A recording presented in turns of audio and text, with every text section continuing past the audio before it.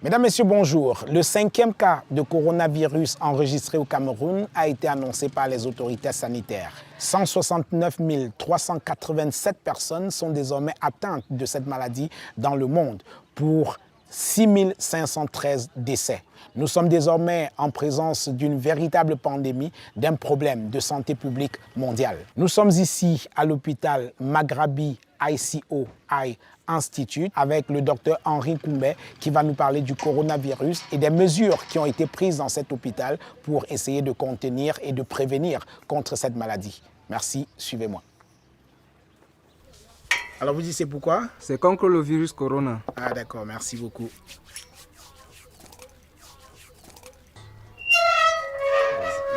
Merci beaucoup, hein. C'est gentil.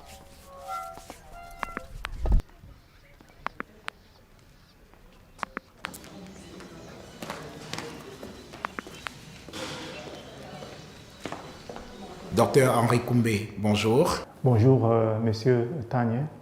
Alors, le coronavirus Covid-19 est désormais une pandémie. Tout le monde entier est pratiquement atteint. Qu'est-ce qu'on sait aujourd'hui de cette maladie? Merci beaucoup. Il y a deux choses. Il y a Covid, ça signifie Coronavirus Disease. Et on parle de Covid-19 parce que c'est l'année 2019. Alors, c'est une maladie qui est causée par un virus de la famille de Corona. Et ce sont les virus qui, parfois, n'est-ce pas, affectent les êtres humains et qui sont à l'origine, n'est-ce pas, des manifestations telles que des petits rhumes qu'on peut avoir jusqu'à des formes très graves comme, n'est-ce pas, le détresse respiratoire. C'est une maladie qui, c'est la forme actuelle que nous avons, donc le Covid-19, qui a été découvert en Chine. Et, n'est-ce pas, je crois que c'était en décembre. Et depuis, n'est-ce pas, tout le monde entier, plus de, je crois, 115 pays sont atteints. Et au jour d'aujourd'hui, nous sommes à plus de 160 000 personnes. Oui, 169 387 personnes atteintes jusqu'à présent pour 6 513 décès dans le monde entier aujourd'hui. Alors, qu'est-ce qui peut justifier cette propagation aussi rapide de ce virus en 3 mois seulement? C'est un virus et la forme de la maladie est de telle sorte que, n'est-ce pas, on peut être porteur du virus sans pour autant montrer des symptômes. Donc ça veut dire qu'il faut avoir plusieurs porteurs et qui peuvent, n'est-ce pas, partager la maladie, n'est-ce pas, à travers les crachats, n'est-ce pas, la personne parle et sans se rendre compte, il y a les crachats qui tombent, ça peut être les éternuements, ça peut être la toux et ces facteurs-là peuvent, n'est-ce pas, être à l'origine de la contamination, n'est-ce pas, des mains ou bien même des surfaces. Donc c'est très facile, n'est-ce pas, de porter le virus si on est à côté, n'est-ce pas, d'un sujet ou bien des objets qui ont été contaminés. Alors, docteur Henri Koumbé, pour le cas du Cameroun, 5 cas ont été détectés au Cameroun. C'est vrai, si on compare à la Chine, à l'Italie, la France, l'Allemagne, on peut dire que pour l'instant, nous sommes plutôt un tout petit peu épargnés. Mais alors, qu'est-ce qu'il faut aujourd'hui pour contenir cette maladie en ce qui concerne le Cameroun, pour ne pas que les cas qu'on a détectés jusqu'à présent se répandent encore plus? D'accord, je pense qu'on ne peut pas dire qu'on est épargné, parce que si on prend le cas de l'Italie par exemple, l'Italie, les 2 premiers cas suspects ont été identifiés le 30-31 janvier, 2 cas. Alors, il y a 3 semaines, ils étaient à 322 cas. Et aujourd'hui, ce matin, ils sont à 24 000 cas. D'accord? Donc ça peut aller crescendo très vite. Absolument, il faut dire que l'Italie est le 2e pays le plus atteint derrière la Chine. Bien sûr, oui, oui. Donc je pense que, comme on dit chez nous, si la maison de votre voisin prend feu, il faut faire attention. Alors, nous avons, n'est-ce pas, des mesures qu'on peut prendre, nous avons des recommandations à la fois de l'OMS, mais aussi de notre ministère de la Santé publique pour nous aider, n'est-ce pas, à éviter la contamination et diminuer, n'est-ce pas, l'impact de cette épidémie au Cameroun. n'est-ce pas? Premièrement, c'est les mains, d'accord? Un consigne, puisque les mains, on sait que ça c'est à travers les mains qu'on peut facilement transmettre la maladie. Il est conseillé, n'est-ce pas, premièrement, de se laver les mains régulièrement avec le savon. Alors, si nous n'avons pas, n'est-ce pas, le savon et l'eau à proximité, on peut utiliser les solutions de gel, n'est-ce pas, hydroalcoolisé comme ce que nous avons devant moi, pour essayer de décontaminer les mains. La deuxième chose, c'est d'éviter de toucher le visage avec les mains, parce que les mains peuvent être contaminées et vous voyez, Covid-19, c'est une maladie de voie respiratoire. Alors, c'est très facile, n'est-ce pas, en touchant le visage, les narines, la bouche, si les mains sont contaminées, n'est-ce pas, de prendre l'infection, d'être infecté. Ça, c'est ça. Troisièmement, si, par exemple, on doit éternuer ou bien on doit tousser, alors il est très important soit de toucher dans un mouchoir et de le jeter, ou bien de tousser, n'est-ce pas, dans le creux du coude, d'accord, tout en se tournant contre, n'est-ce pas, les personnes qui sont devant nous. Si on pense qu'on est malade à cause des symptômes, d'accord, n'est-ce pas, les symptômes et les facteurs d'exposition, alors à ce moment-là, il est conseillé fortement de porter les masques, n'est-ce pas, pour protéger les gens qui sont autour de soi et d'appeler le numéro que le ministère de la Santé publique a mis à notre disposition, le 1510.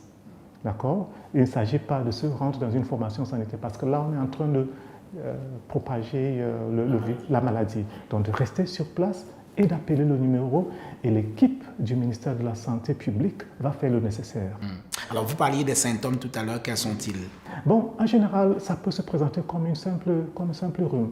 D'accord? Il peut avoir la fièvre, il peut avoir les céphalées, il peut avoir même les écoulements nasales, donc le nez qui coule. On peut avoir une toux, très souvent c'est une toux sèche. Alors dans des formes un peu plus sévères, n'est-ce pas, les gens commencent à avoir du mal à respirer, n'est-ce pas, ce qu'on appelle détresse respiratoire. C'est quand ça commence à atteindre les voies respiratoires basses dans le poumon. Pour une personne qu'on détecte, une personne qui a la maladie et qui est confirmée, on ne sait pas combien de personnes sont en train de se balader qui sont, n'est-ce pas, infectées, mais qui ne le savent pas.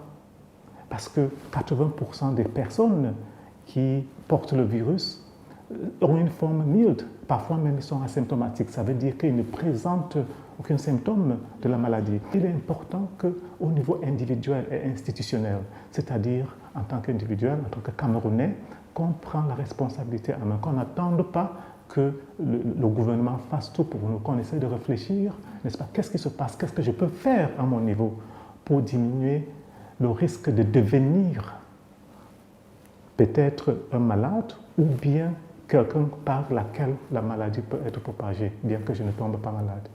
Alors, les mesures que vous annoncez, c'est pratiquement une manière de changer totalement le mode de vie, ne plus fréquenter les endroits publics et tout.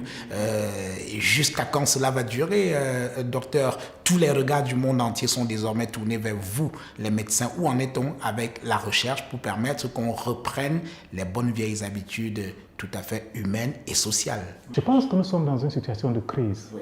Et où l'humanité, n'est-ce pas, est en danger, d'accord? Donc, et qu'on doit vraiment prendre les mesures assez, je dirais, draconiennes pour pouvoir... Regardez le Cameroun, nous sommes un pays, on a, n'est-ce pas, une infrastructure sanitaire, mais imaginez-vous un instant, je ne le souhaite pas, qu'on se retrouve, n'est-ce pas, dans 2 mois à la situation où l'Italie se retrouve aujourd'hui. C'est la catastrophe. C'est la catastrophe. Parce qu'il y a 2 mois, l'Italie avait 5 cas. Aujourd'hui, ils sont à 24 000. Vous comprenez? Donc, nous sommes en situation de crise et il faut qu'on agisse. D'accord? Ça, c'est d'une part. D'autre part, il y a les chercheurs qui sont en train de se battre, n'est-ce pas? Je crois qu'il y a eu, j'ai lu, n'est-ce pas, un article comme quoi il y a les avancées sur le développement, n'est-ce pas, d'un vaccin. D'accord, contre cette... Ça sera vraiment formidable. Mais en attendant cela, qu'on fasse ce qu'on peut faire. La plupart des choses dont je parle ne coûtent rien ou bien très peu. Se laver les mains, bon, c'est vrai, il faut acheter le savon et l'eau, Mais si je ne fais pas cela, les conséquences peuvent être très graves. Qu'est-ce que peuvent être les conséquences?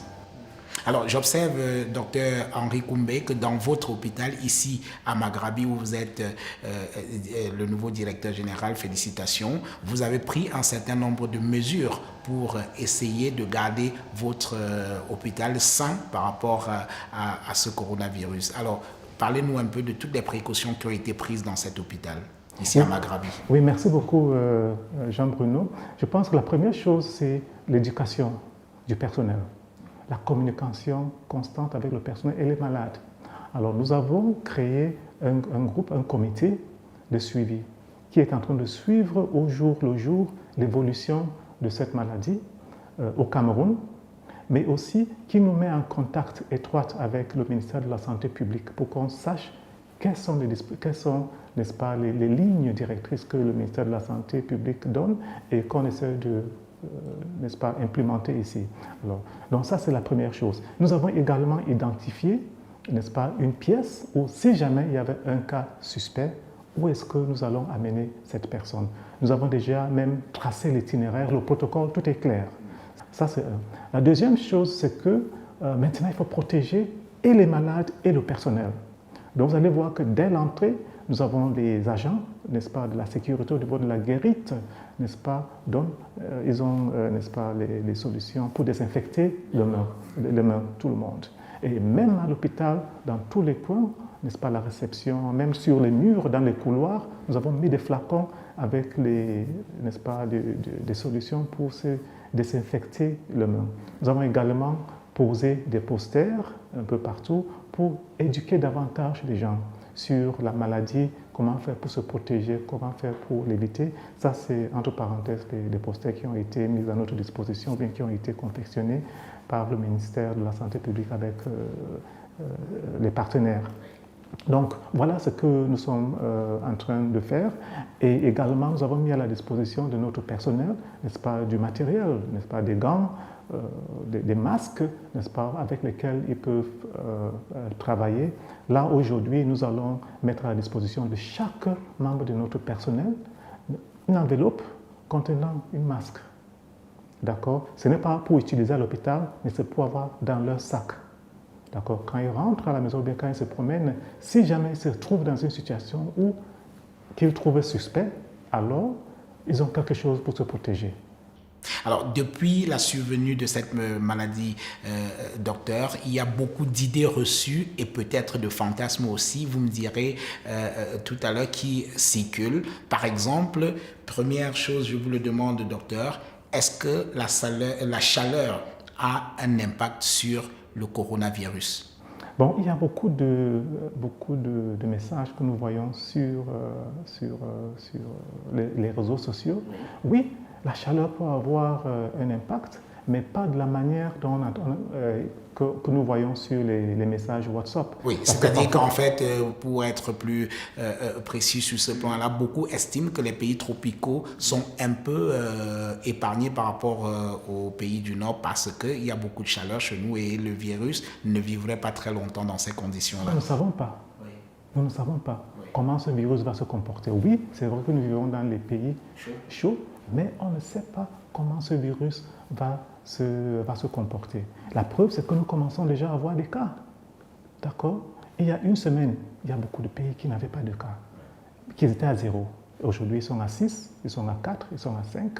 L'Afrique du Sud, Autre idée reçue, docteur, vous me direz, les Noirs sont-ils naturellement immunisés contre une mort des suites du coronavirus? Ça aussi, je ne peux pas dire, parce que nous avons des Noirs qui sont morts du coronavirus. Donc je pense qu'il y a beaucoup de fake news à l'extérieur. Ces informations peuvent être dangereuses, peuvent faire en sorte que les gens ne prennent pas trop de précautions. Voilà. Oui. D'accord? Que ce soit correct ou pas, je pense que le plus important, c'est de prendre toutes les précautions. Dernière chose, et on s'arrêtera là pour les idées reçues et autres fantasmes. Il se dit qu'en bouffant beaucoup d'ail, on se prémunit contre le coronavirus. Vrai ou faux? Je n'ai pas de base scientifique juste pour expliquer cela. En Tunisie, là, il est fini sur le marché, hein, parce Ah que bon? les gens... D'accord. Je pense que le plus important, c'est la prévention. C'est la prévention, se laver les mains, éviter les attroupements, et je pense qu'on va pouvoir faire l'affaire. Voilà, merci docteur pour toutes ces informations. Faisons simple, lavons-nous les mains vivants et protégeons-nous contre le coronavirus. Et c'est un geste simple. Mesdames, Messieurs, merci de nous avoir regardés. Rendez-vous la prochaine fois.